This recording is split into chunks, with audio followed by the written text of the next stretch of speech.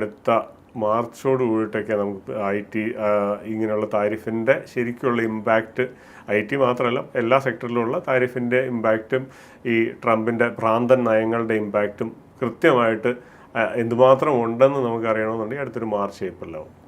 രാജ്യം എങ്ങനെ പിടിച്ചു നിൽക്കാൻ അതിനെതിരെ പിടിച്ചു നിൽക്കുമോ? തീർച്ചയായിട്ടും നമ്മൾ പിടിച്ചു നിന്നിരിക്കും. അതിനുള്ള മാത്രമല്ല വേൾഡ് ബാങ്ക് ഇപ്പോൾ വേൾഡ് ബാങ്ക് ആണെന്ന് തോന്നുന്നു മറ്റേ നമ്മുടെ ഇത് പറഞ്ഞല്ലോ നമ്മുടെ വളർച്ചാ നിരക്കിൻ്റെ കാര്യത്തിൽ.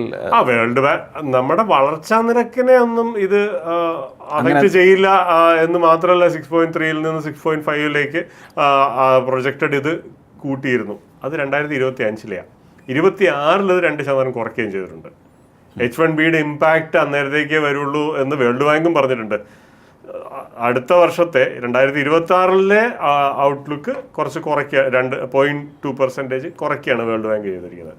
അതായത് രാജ്യം മുഴുവൻ ഒരേ മനസ്സോടെ നിൽക്കേണ്ട ഒരു സാഹചര്യമാണ്. തീർച്ചയായിട്ടും.